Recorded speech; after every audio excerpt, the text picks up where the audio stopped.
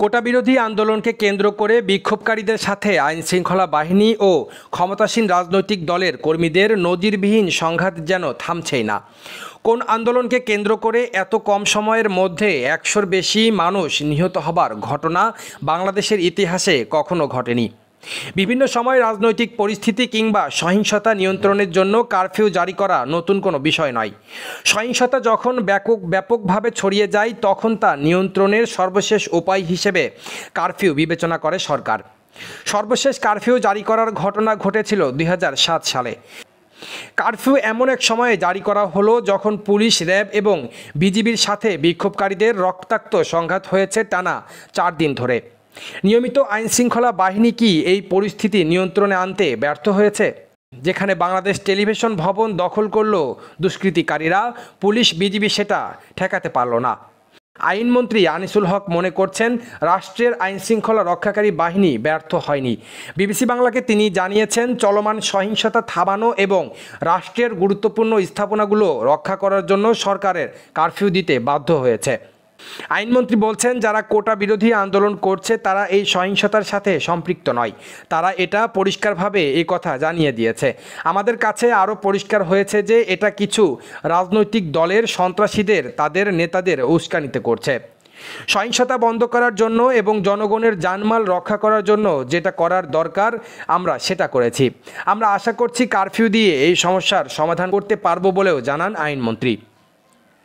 অবসরপ্রাপ্ত brigadier SM. Sakhawat Hossain মনে করেন, গত কয়েকদিনের সংঘাতের কারণে সরকারের নিয়ন্ত্রণ দুর্বল হয়েছে। এত পুলিশ, এত র্যাব, এত বিজিবি সব নামানোর পরেও সরকার যেহেতু নিয়ন্ত্রণ করতে পারেনি, সেজন্য কারফিউ জারি করা হয়েছে বলেও মনে করেন তিনি। কোটা বিরোধী আন্দোলনকে কেন্দ্র করে এবার অভাবনীয় এক পরিস্থিতির তৈরি হয়েছে।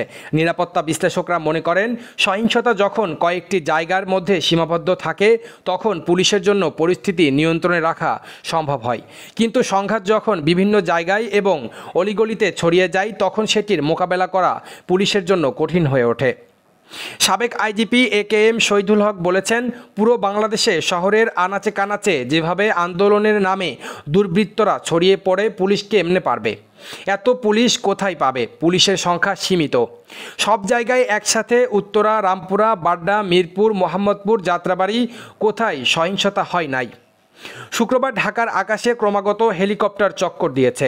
যেসব এলাকায় বিক্ষোভের তীব্রতা বেশি ছিল সেসব জায়গায় হেলিকপ্টার থেকে টিয়ারশেল নিক্ষেপ করা হয়েছিল বলে প্রত্যক্ষদর্শীরা জানিয়েছিলেন। ব্রিগেডিয়ার সাখাওয়াত হোসেন এই ঘটনাকে অস্বাভাবিক বলে বর্ণনা করেছেন। তিনি প্রশ্ন তুলছেন, হেলিকপ্টার থেকে টিয়ারশেল মারা হয়েছে, এটা কি স্বাভাবিক বিষয়?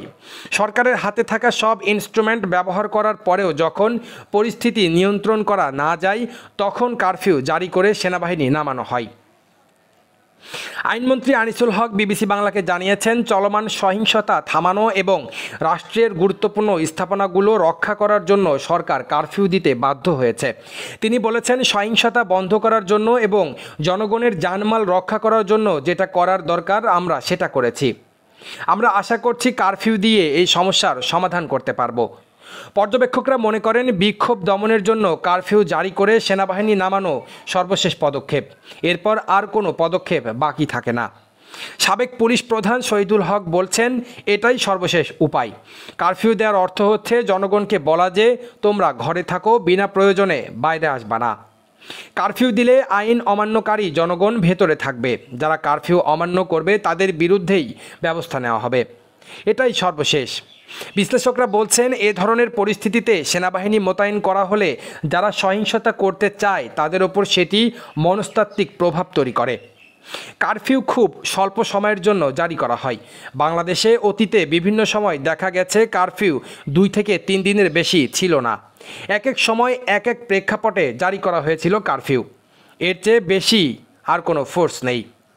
রাজনৈতিক সহিংসতার প্রেক্ষাপটে ২০০৭ সালের ১১ জানুয়ারি যখন সেনাবাহিনীর সমর্থন নিয়ে নতুন তত্ত্বাবধায়ক সরকার গঠিত হয় তখন কারফিউ জারি করে পরিস্থিতি সামাল দেওয়া হয়েছিল।